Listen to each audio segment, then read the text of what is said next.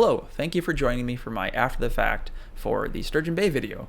I'm just going to talk about a couple things that I learned, some things that I was happy that I started thinking ahead and planning, and then some things that didn't work out as well as I'd hoped they would. But again, this is my journey of learning, and I'm having a lot of fun along the way, and I'm glad I can share it with you folks as well. So we will get jumping right now.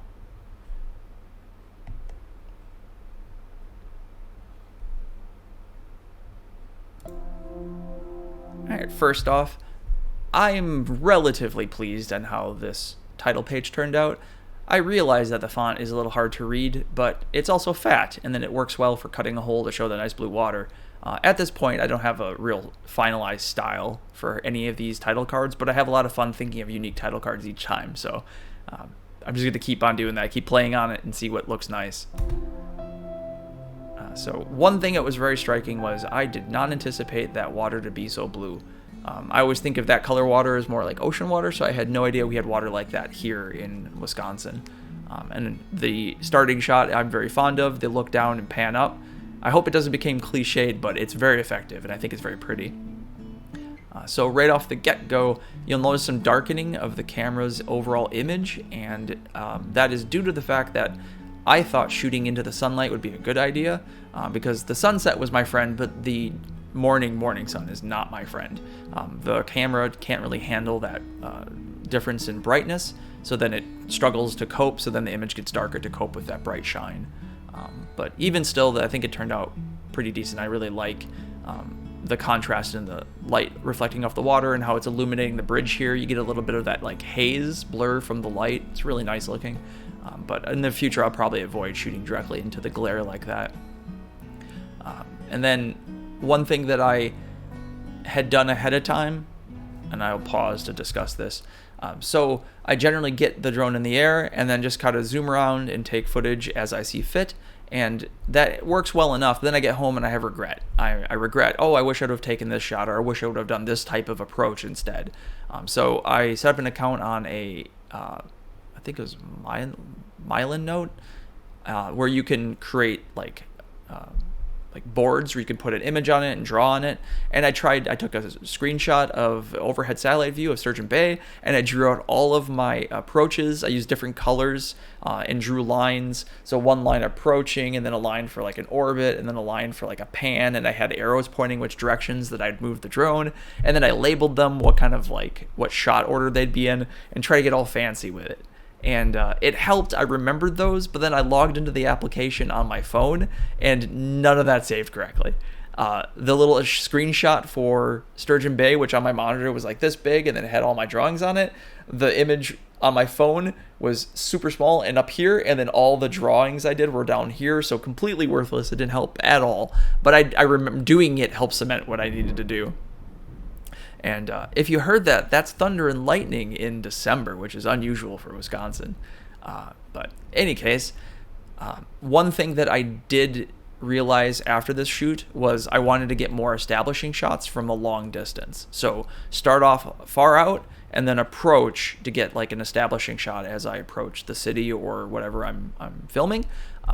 There's also a feature in the drone that just got enabled called hyperlapse, where you would travel distance and it records, but then it'll allow you to speed that time up. So that'll do that like super fast motion and then slow down right when you get to the target. And I think I'm going to use that in the future to do establishing shots. I'm really excited. But now off of that tangent, I really like these large ships. Wish I would have spent more time around them. I wish I would have gotten a little closer, but I don't know. I'm always leery of getting too close to stuff, still getting my comfort level going here. But really liked the bright red colors too, in the greenish blue water and the white snow contrasting. Also really like to see the parallax effect of the cranes in the foreground moving against the background. That was really striking visually. So wish I had a little bit more, but worked out nice. These types of rotating shots, I want to do the city justice. I was worried that if I just focused on the waterway, it would be too much of a narrow view of this area. And I wanted to make sure that the viewer knew what Sturgeon Bay looked like as a whole up high. So that's why I included a rotational. Sometimes I feel like these might get a little bit long and drawn out, but I think it accomplishes a purpose, and there's a lot of interesting things going on with cars driving around and like different buildings to look at, so I think it keeps the viewer interested. Also, this shot includes one of my favorite aspects, the fun little game of Where's Waldo of Where's Garrett. Garrett's right there. See the little mouse moving? There I am. Yep, you can see my little landing pad, which I incidentally packed up the drone after I finished here, left, and realized when I got 30 minutes away to Cave Point that I left the landing pad in the snow, and I didn't realize it. But I came back a couple hours later and it was still there, so I lucked out. But when I parked here, this is a boat launch, and I picked this just because public area and it's wide open. There wouldn't be very many people here. But cars kept coming and going because these two boats look like they're loading up to go out. Like people are coming in for work. Wish I would have gotten more shots of this boat though, a little up close. But again, I don't want to harass people. I don't want to get too close and be annoying. So up high shots accomplished it, and you can see the boat a little bit, but I would have preferred a little bit more. Yeah, I really wanted to do my approach from out here. So I do really like the overheads of the bridges because you get to see the structure of the bridge. Like you can see the mechanics here. I'm wondering if maybe the bigger blocks you see here on the sides are counterbalances. Panning shots are very stressful. When I started these panning shots, I just got to the end of the bridge and started panning, and then realized that I needed to check what was to my left. And I was really worried that there might have been like power lines or something, and there's sensors in the drone that would have warned me if it got anywhere near stuff, but still, like, it makes you worry. So lesson learned, will always double check, scope everything out, turn the drone left, turn the drone right, make sure everything's nice and clear, and then start a pan. Also highly amused with the fact that the drone is going nearly the same speed as this car. It was not intentional, it just happened to work out that way, but fun. Good stuff. I also had fun picking up the music for this video. It's always a struggle going through the nice royalty-free stuff on bensound.com or Audionautics or Streambeats, but finding stuff that works is difficult, and I'm kind of picky about what I want. Another panning shot, or not panning, another like transiting shot of the non-trustled bridge. Still, it's really cool. I really like these. My assumption is these things are absolutely beefy and go all the way down to the bottom, and they're to deflect ships, would be my guess. In case a ship is coming in, this must open, and they must hit here in case the ship loses control, and then that way it doesn't hit the bridge itself, which it seems obvious, but I had fun noticing that when I was flying around.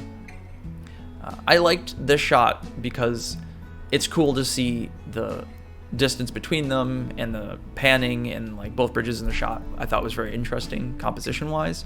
Also, moving cars are amusing to me. Again, it's fun seeing them move at the same speed or almost the same speed as the drone.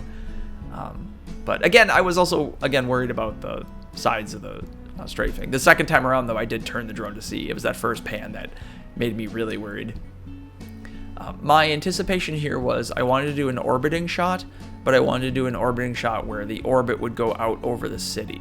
So it'd be like midway down the city and then orbit around. But it was a lot bigger in person than I had realized, and I'm not comfortable going that big of an orbit. I know that the law is you can go over vehicles as for transiting. You shouldn't follow vehicles, and you also shouldn't like loiter, but it makes me uncomfortable. So my comfort level is not quite there yet. So a small orbit is what we get here. Yeah, it was really, really beautiful in the morning sun. Also lucked out that the temperature was high too. So that's the general gist of my thoughts in that video. It was a good practice run for trying to plan out shoots, trying to figure out which directions I want to come, what types of shots I think work. Still working more on those dynamic type of movements where panning is easy, moving forward is easy, but like an ascending rotation smoothly is harder to pull off. And I think I have some of those in the video that I released right after this one for Cave Point. So I will do an after the fact for Cave Point as well. But otherwise, I greatly appreciate your time and joining me on this fun journey of learning. And I hope that you're learning something, or at the very least are just entertained. So thank you again, and I hope you have yourself a nice day. Bye.